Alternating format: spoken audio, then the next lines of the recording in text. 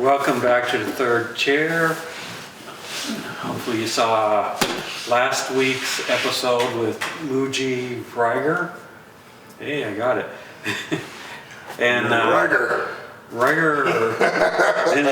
and then Peter is back. Peter found every restaurant in the area this week while we were here. I did, and I'm very full. Very full, good. Full of it, yeah. So, you are the executive director of the Nob Hill Urban Art League. Art District. Oh, well, no wonder. That's why it's a D at the end. Did I type league? Yeah. Whoops. I didn't proofread that part very well. So the Nob Hill Urban Arts District is on Platte between Union and Circle. We painted up 55 murals on the walls over there, and our goal is to paint the whole block with murals and encourage the arts in general and uplift the neighborhood and create a new tourist attraction in town. Because it's right on that corridor all the way to Manitou, you know what I mean? Because this is a big tourist town, so anything... Yeah, and it's your gateway to the Olympic Training Center, downtown Old Colorado City, Manitou. You know, and some of that part of town is beginning to get a little run down. There's some abandoned businesses along Platte there. The goal of the murals is to make people care about their buildings, about the property, about the area, and to discourage the graffiti.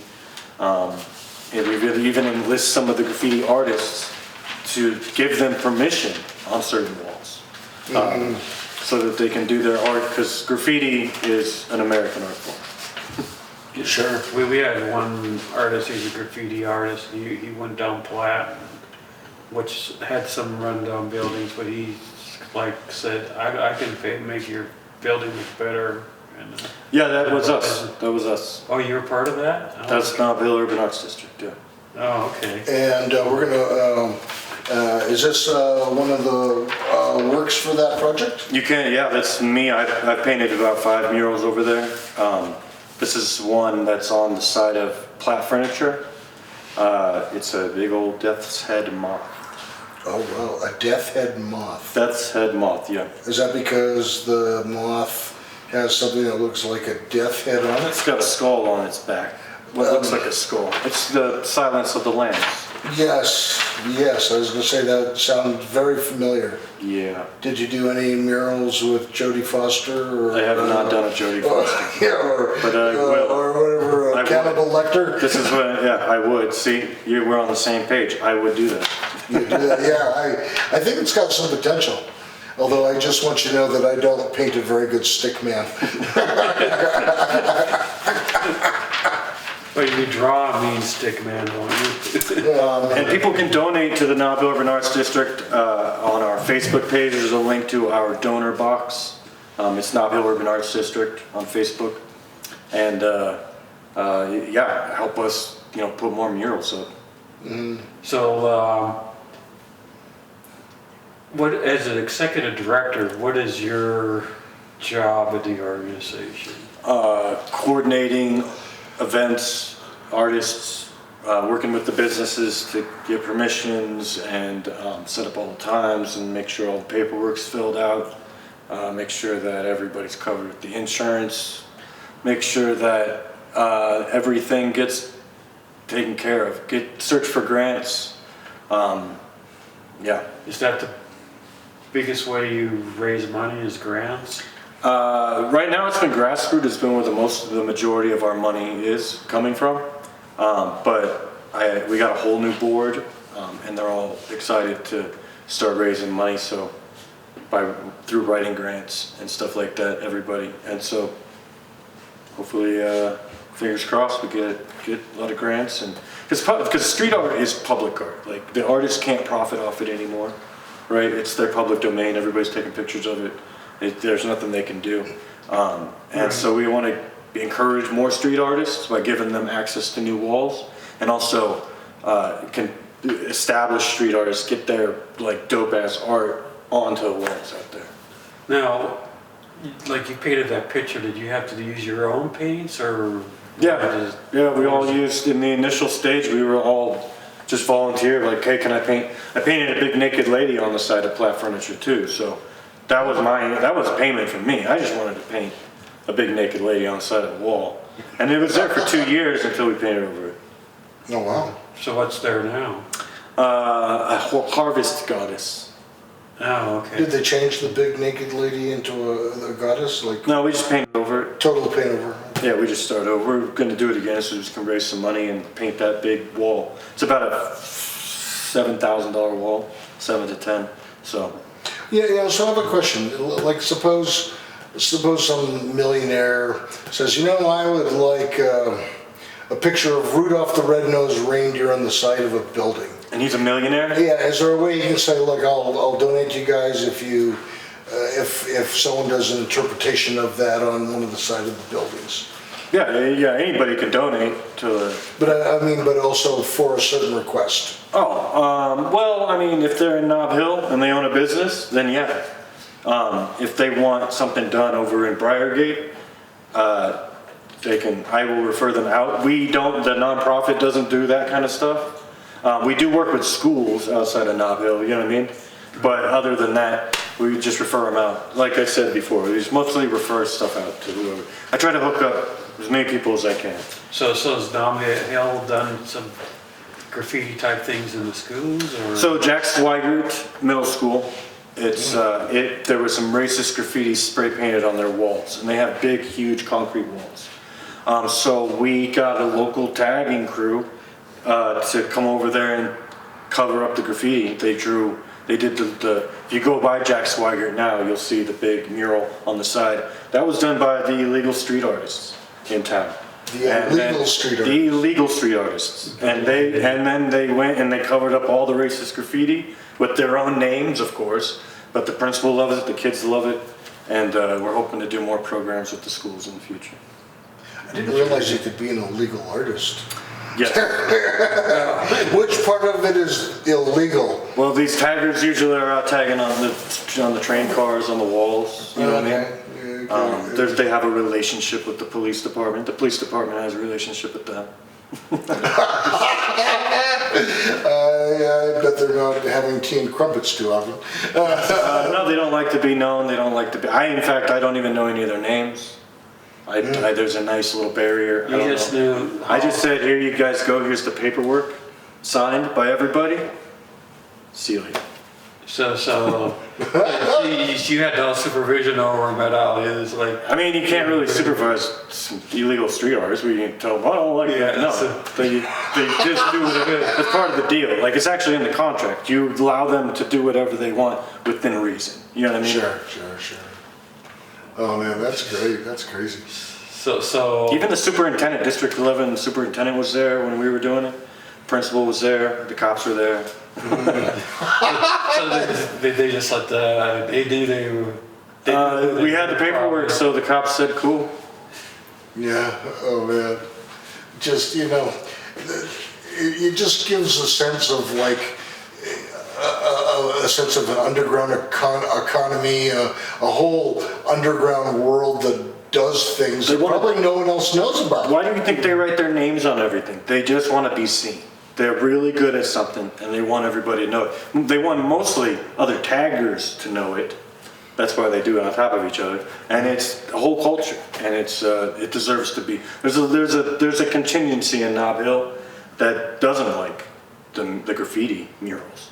They think it brings gangs, and they have a lot of outdated, bigoted attitudes, and we're trying to change that for people too. And so it's better to cover it with beautiful. Yeah, but even like a tag, if you do a tag, I mean, if you notice, my signature is Arabic calligraphy. Yeah, I saw that. And it's basically ancient tagging. You mix the letters up, make them sometimes unreadable. You turn it into a swan or whatever you want. Well, we'll have to continue that discussion when we come right back. That's right.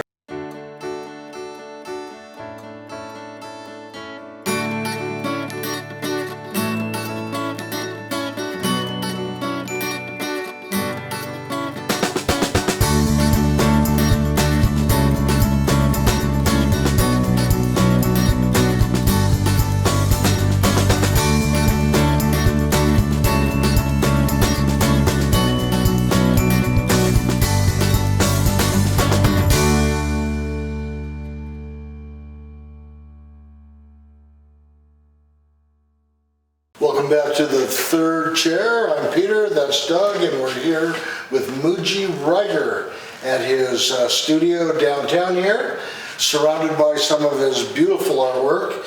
And we're going to show a couple more pictures and have him comment about them.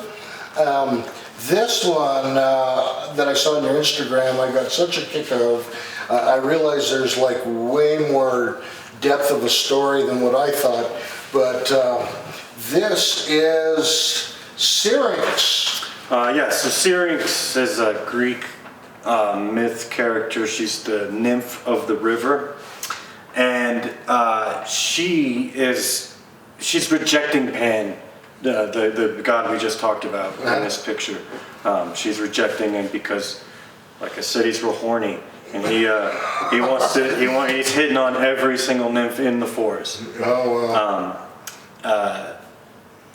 Yeah, she's sitting on water and she's smoking a cigarette because she does not give a F About Pan. No. No. But he then rips a reed from that river, which is called the Syrinx reed. It's a real thing, and he made a flute out of it. So that's the flute that you see. It's also Satan. The Christian idea of Satan comes from Pan. Yeah, I was going to say that it has some sort of similarities. Yeah. Yeah. Then I saw this on your Instagram that I thought, because we talked about sometimes you do paintings in series, and this had basically four women doing, I don't know, ballet or acrobatics or what. So these are the four elements: air, earth, fire, and water. It's on display currently for another day at Art 111. They're going to Santa Fe after this. Yeah. Oh, wow. And you'd mentioned on our break that, and I didn't realize this, that Santa Fe is a pretty big art market. Santa Fe, we're actually in the middle of a really dynamic art zone. Aspen is maybe number 2, maybe number 4 in the nation, as far as the amount of money that gets spent on art. They're up there selling Basquiat's for millions. And so we're really actually, being an artist here in Colorado Springs is tough, but you're actually located in a really good area. You're 6 hours away from Santa Fe, 2 to 6 hours away from Aspen, depending on which way you go. Does the internet and technology help sell more art, or is it still kind of a more gathering of people and up close personal sales? What's sort of your take on that? Up close and personal sales is the majority of my sales. Even with prints, after you see it in person, you want to print. That's more likely. Someone who sees it in person is more likely to buy a print than someone who doesn't. So yeah, it's important to get your art out there in front of eyeballs. And I've been fortunate because I'm the resident artist of 4, and yeah, I mean, I just keep practicing, so hopefully people keep asking more of my art. I think it comes out more art when you see it in person. Yeah. I mean, And the styles, you don't really get, when you see on Instagram, this could be 6 by 6 inches, it's 48 by 48. Yeah, it's really impressive. I was shocked when I saw that, because when I saw it on Instagram, I said, I bet that's like 12 inches by 12 inches or something. Yeah. Now, you had mentioned that you have a passion for doing mammals and semi-naked people, but also fish and reptiles. Yeah, anything that looks cool. Well, speaking of look cool, this one really caught my eye, the octopus. Yes, this octopus is a octopus. But so I mean, like you've done an iguana. I have an octopus going now. I do whatever is on my mind. Sometimes people challenge me. This jellyfish was a challenge from a friend of mine. Said, bet you can't paint jellyfish. So I was like, boom. Oh wow, so like you took the challenge. I took the challenge. It's good jellyfish. Sometimes, like my sister wants me to paint a sloth. Maybe. But it'll take me a long time. like fish like sharks or mammals like orcas, killer whales? I think I'm about doing some humpback whales, because I've been watching a lot of documentaries and stuff and reading stuff on them, and they're really cool. So thinking about doing some humpback whales, but I need a big enough canvas to really show the texture, you know what I mean? So I mean, are you thinking like 6 feet by 4 feet big, or? Oh, I can't fit that in my car to take it anywhere. No, definitely not. Yeah. So no, probably about 36 by 48. I was gonna say, or it could be a cool mural.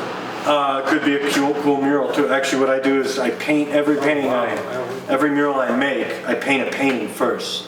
Oh, Yeah. Is that like a trial run to think things through? No, it's more of a sales point. So one of the reasons why is that I got people to allow me to paint naked ladies and moths and peacocks and all the things that I painted over there, is by painting a painting and being like, boom, check this out. You want that on the side of your wall. And then they're impressed, so then they say yes. That's a good. I encourage other artists to do it too, but yeah. Do you have like, like in acting they have reels, or if you're a voiceover actor you got voice demo tapes? Do you have a compendium of work that you Portfolio? A portfolio. That's the word I was looking for. Yeah. Every artist got. Is it a digital one, or do you have like? Yeah, Instagram Acts is really the default portfolio for the world right now. So it's the most easiest access. Our galleries, of course, want like the actual photos, but yeah, if you want to see my portfolio, then go to Muji.786. Yeah, how did the 786 become part of Muji? Was that because the Japanese had the other the Muji? Muji, the rest, the home goods store. Yeah. 786 is secret Sufi numerology. Oh, secret Sufi numerology. Bismillah. Oh wow. Which is in the name of Allah. Okay.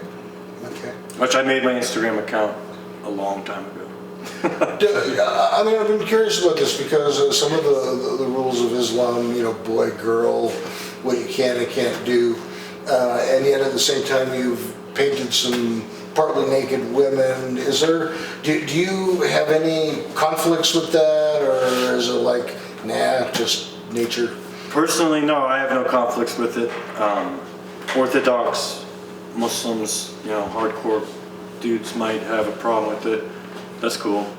She's out of her burqa. Yeah, I personally have grown and been different iterations of myself, and this one doesn't give a shit. Are we allowed to say that, Mr. Producer on TV? The guest can always say what he wants. You do nope. Yeah. Different rules. Okay, we've shown that. Oh, here's another one. Deus oblitus. Deus oblitus. Well, this is the poster for the show that I had Yeah. back in August, which shows chaos, the god chaos in front of it. Shows the god chaos. And how many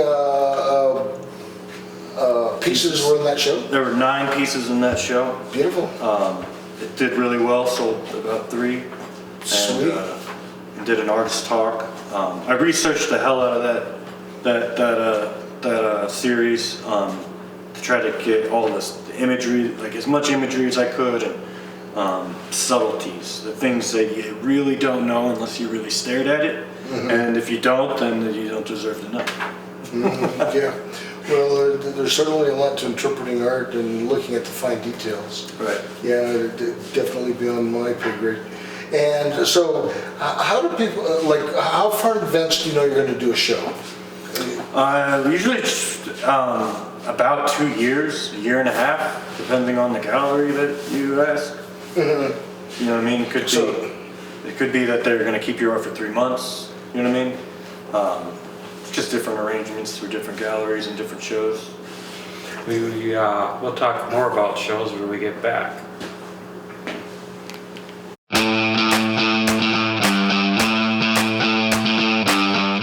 Hi, Peter and Doug here from The Third Chair. We're looking for a win-win situation. We want to keep these videos put up on a weekly basis, and we want to help you succeed with your business adventure.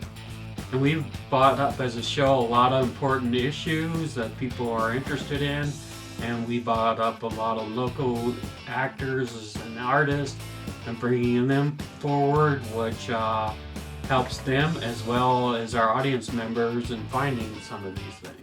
So there is an email on the screen. Send us a note if you're interested in knowing about some of our sponsorship packages.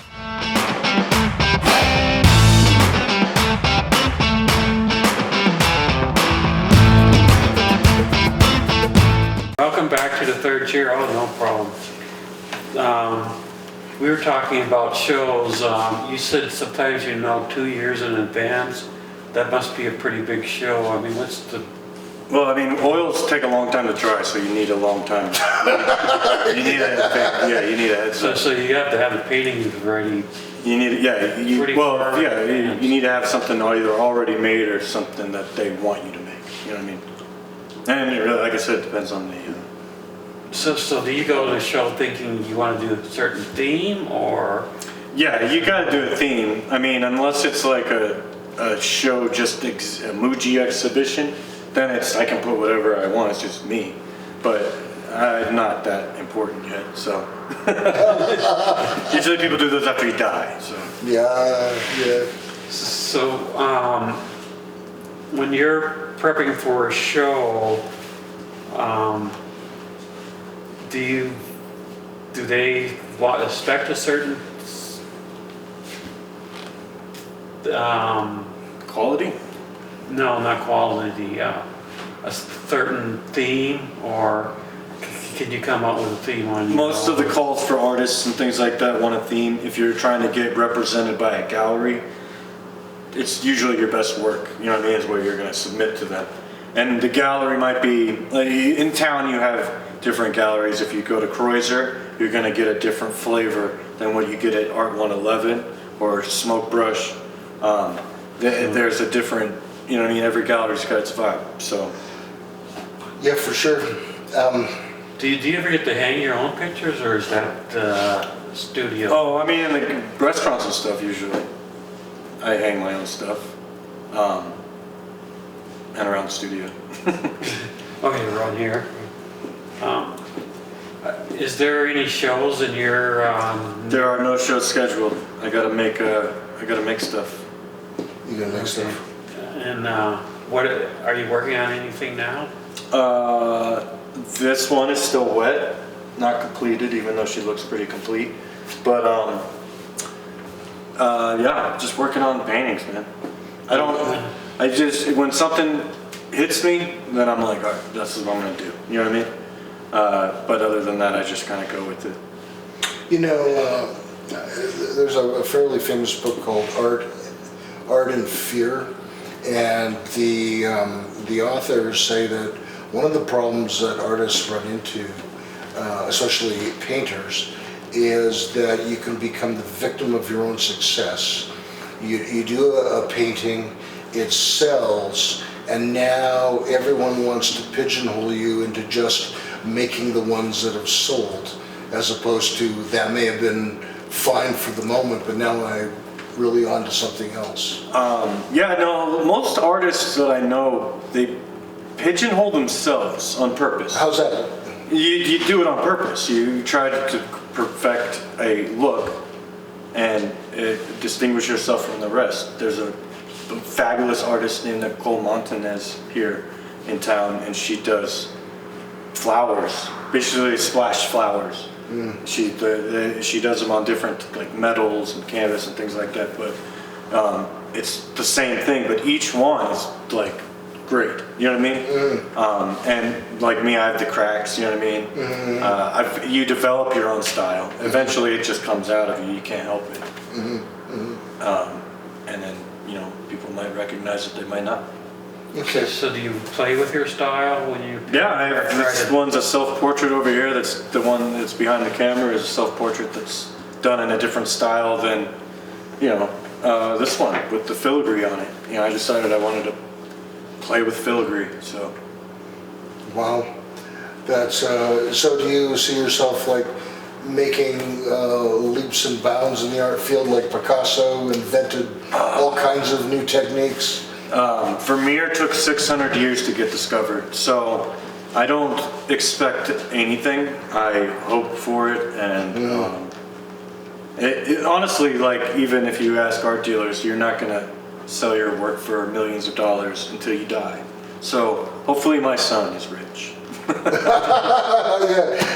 gonna leave him a bunch of paintings, and he has a responsibility to pimp those paintings. Yeah, that's right, and create a fund in your memory. Yeah. And the older you get, the more valuable your art is. That's like the 80-year-old artists today. Their art is worth more than it's ever been, because everybody's like, "Are you gonna die? When are you gonna die?" Do you know many 80-year-old artists in town? No, I don't know. Not that old. Well, you just still hang around here. Rocky was the oldest artist I knew. He taught me when I was a little kid, and yeah, he passed away about 2 years ago. Oh. Wow.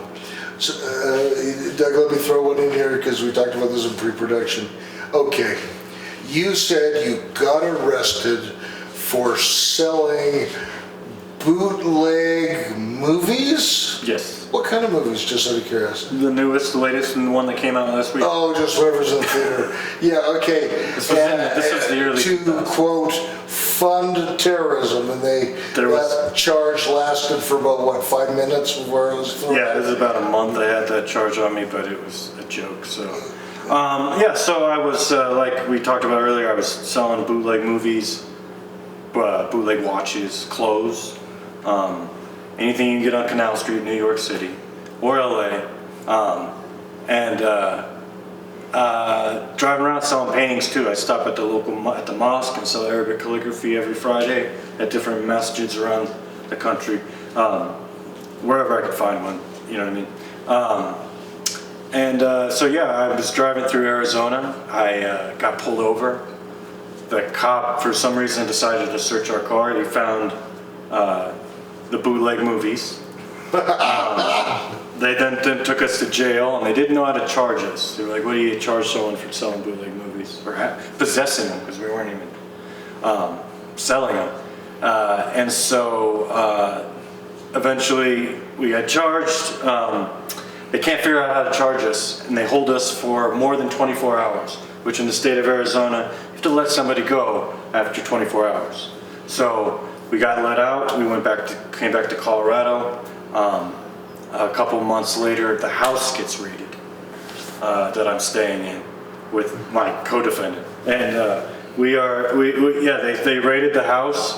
They took us to jail, and they said they're charging us with unlawful copy of image and sound. The cops here were like, "What?" Like, they were like, "This is stupid." Were these feds that did this? Was this? No, this was the local Arizona, Lake Havasu area, I think it was. So we get out of jail. They've taken my car and have pounded it 40 miles away. I have to walk through Lake Havasu for about a mile to find a phone with 2 other friends. When we get there, a woman pulls up, like screeches into the parking lot. She's like, "You guys just get out of jail?" We were like, "Yeah." She was like, "All right, if you help me move, I'll give you a ride to your car." And we were like, "How did you know?" And she's like, "This is how it works. They pound your car 40 miles away, and they also give you your money in a check." Yeah. So we get arrested. We helped this junkie move out of our house, and it was super surreal.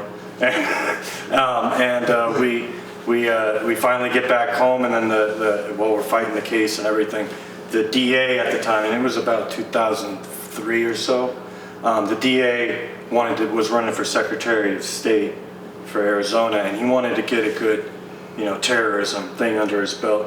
So he went with the news story that was saying that bootleg movies were funding terrorism. It's just a news story at the time. It really doesn't mean anything. The people we bought it from was in the basement of a luggage store, and they were chopping up coke on one part and making DVDs on the other. And everybody Have coke with your movie. and it was a Nigerian operation, and everybody was named Barry. So that if the cops come, they go, we're looking for Barry. And then they go, I'm Barry. I'm Barry. Yeah, I am Spartacus. So eventually, yeah, they ended up charging me with, only me, with, I had a Quran in my bag, which was indicated that I was Muslim. They charged me with funding terrorism for a brief moment. My lawyer freaked out because he did not sign up for this. I laughed because it was like, dude, you're not going to get anything. But in the early 2000s, as a Muslim growing up, I was made to feel like we were not welcome. I was not an American. I wasn't welcome here. You know what I mean? Is it better now? Oh yeah, tons better now. Oh, FDBI used to interview me every 6 months or so. Really? They just had nothing else to do? I was on probation from the bootleg movies, so they had me by the testicles. Ah, yes. They didn't curse. Wow, that's a phenomenal story. Is all that stuff wrapped up, or do they? Oh yeah, way wrapped up. It's what no brought me sign- back here actually. Like once I got put on probation, I came to Colorado Springs as a home base because like I was moving around all the time. So they, when I got here, I met a girl, got her pregnant, and then now I have a kid. So I have to stay here until he's done cooking. Yeah, sure. Well, we'll be right back.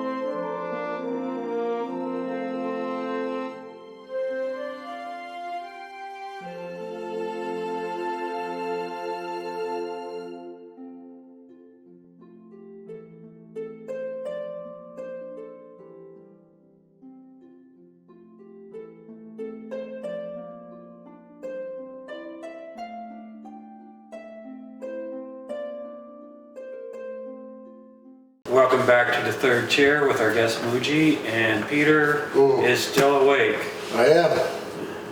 despite eating at 5 restaurants today.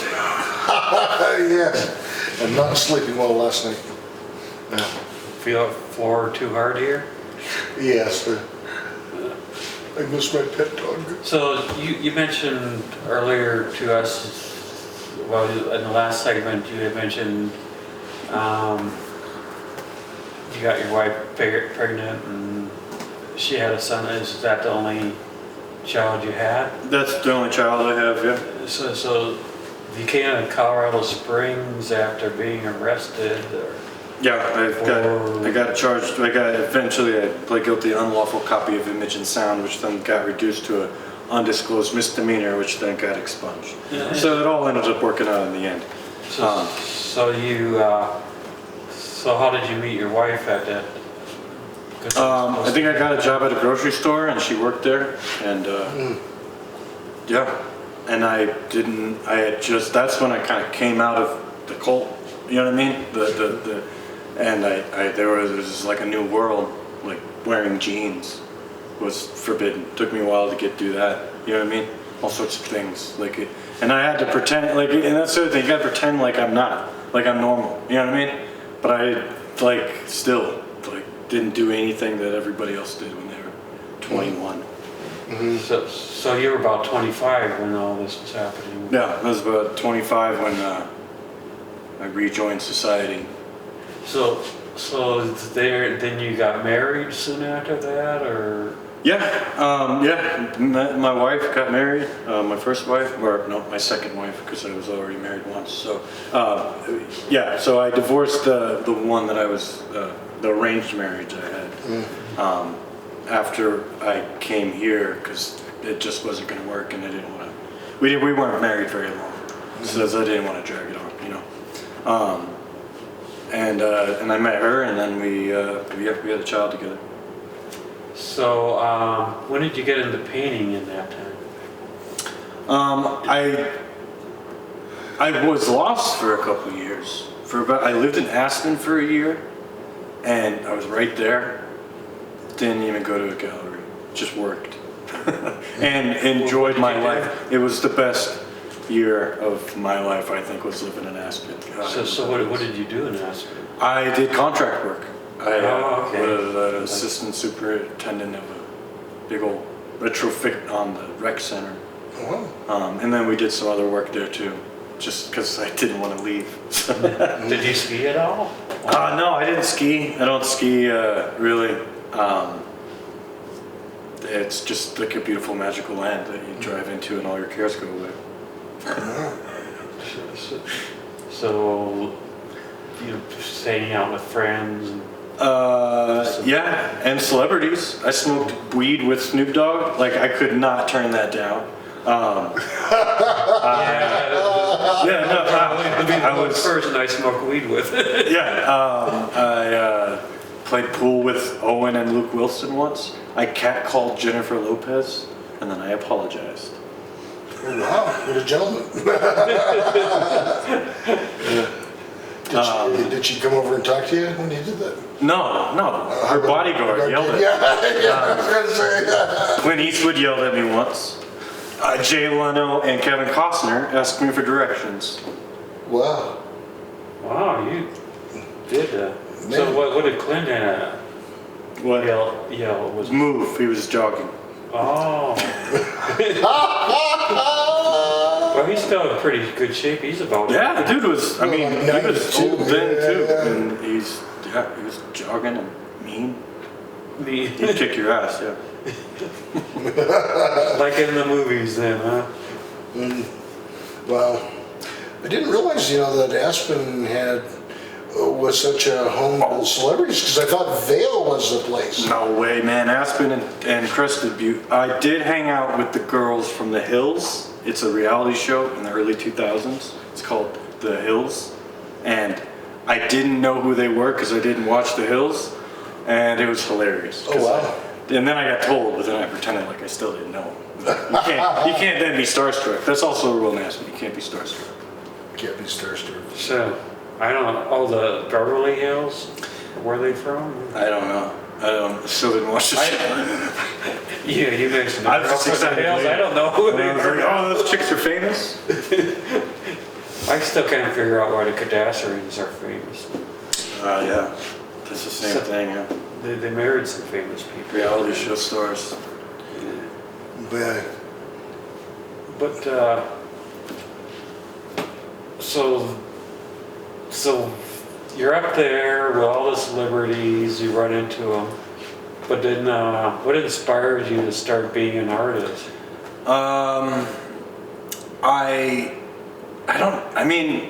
I got that feeling again, like, that I'm gonna make a bad decision. Instead of pursuing a lucrative career, I'm gonna just be poor and paint paintings. And that's the life I just decided that I was gonna do that finally. And Did you write that as a mission statement? no, I just started, people said, what do you do? And I'm an artist. And that's really how I'd started, was instead of saying, oh, I do this and some of my hobbies, or I'd be like, no, I'm an artist. And I work at the grocery store for fun. Like, So when you were a kid, did you ever want to be an artist? yeah, that's what I wanted to be ever since I can remember. When I was a little kid, I started painting. I would beg artists in Manitou that I knew, in their studios. I'd beg them for, hey, give me a canvas, or let me try carving wood, or whatever. And I'd get a little canvas board and do a still of some fruit, and then, try to sell it on the street. So you weren't coming in a completely new. Well, I was a little kid. Everything was new. Yeah, so everything was new when you. Yeah. So did you find somebody to teach you? Because I know you Yeah, had a lot of good too. Rocky was a local Manitou artist. He died about 2 years ago, and he was an art teacher too. So he wasn't excited to teach me because I wasn't in his class. I was just knocking on his door incessantly, but I didn't have very good supervision, so. He is like, Rocky, you're gonna teach me whether you like it or not. Yeah, it was good times in Manitou. I had a good time as a kid there.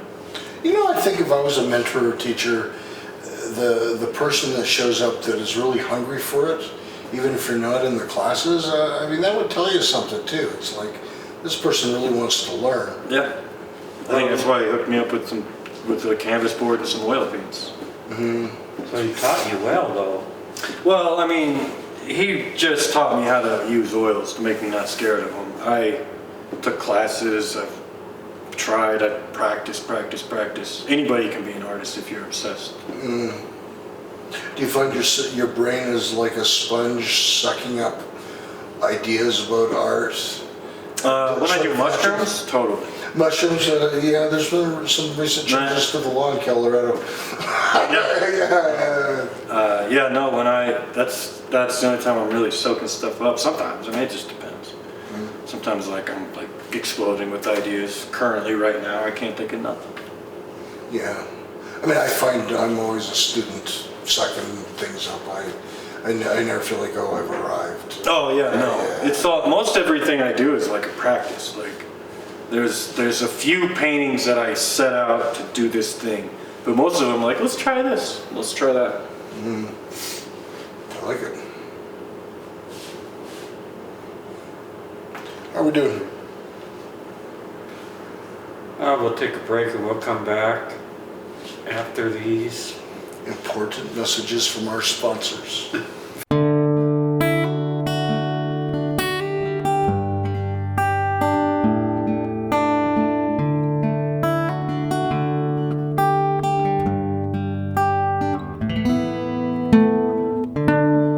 Hi, I'm Peter from Pikes Peak Recovery Coaching, and as you know, I do help people with drug and alcohol recovery issues. I love to help people get better, but I also offer a variety of other services, including regular life coaching services. I've helped several people write and finish a book. I've helped a doctor that was in medical school graduate and then get into a residency. And I also actually have quite a background in mathematics, and I do some math tutoring for the GED as well as the ASVAB for those that are thinking about a career in the military. So my contact information is on the screen.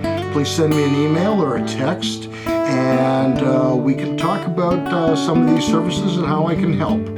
That's Peter Grigg at Pikes Peak Recovery Coaching.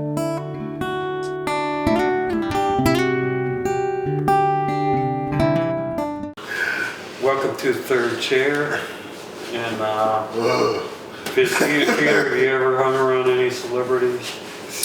Robert Redford and Jane Fonda. That's right. Doug and I both were extras in the movie Our Souls at Night that was filmed partly in Colorado. Nice. And I stood beside the two of them for 3 hours. Without looking at them. I was told you're not allowed to look at them or take the picture. I took the picture. Nice. Yeah. Made $100 for the day. Yeah, that was nice. And they They fit fed it. well. Oh my goodness, it was like better than a Golden Corral buffet. Except when I went, they ran out of dessert by the time I got the extras eat last. Yeah. So It was a good experience. So you got to read. Did you read any, mysteries or other novels when you were in the Muslim village or? No, I don't read novels really. Mostly I just study. There's no time.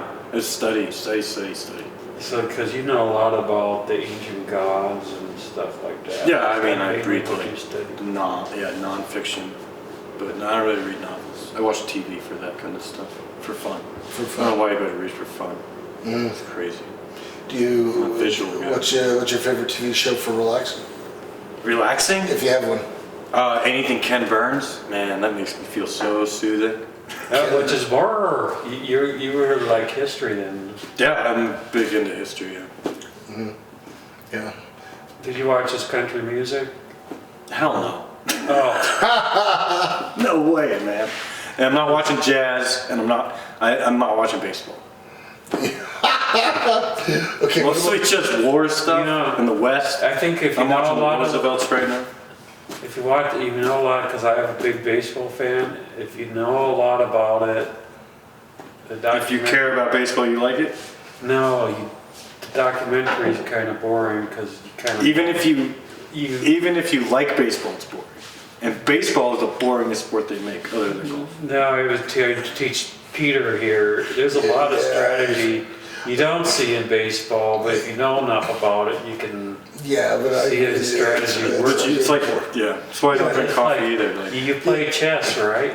yeah. But you know, people who play chess like to watch chess because they can tell when you move the pawn from here to here. Yeah. But And a lot everyone of goes, people- oh, what a brilliant move. You know, it's like, But if you don't play a lot of chess, you don't see that. But you would probably understand, ooh, that's an interesting move. But see, the I'm not that good at baseball, chess. baseball. I like a lot of art history stuff, and that's when I feel like, oh man, I do that.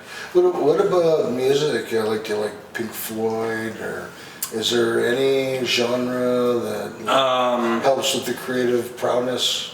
No, nothing that helps with it. It's I listen to a lot of hip hop, indie rock. Hip hop. Yeah. Do you like to rap? Just no, I'm not a rapper. You know, you're kind of dressed like a rapper.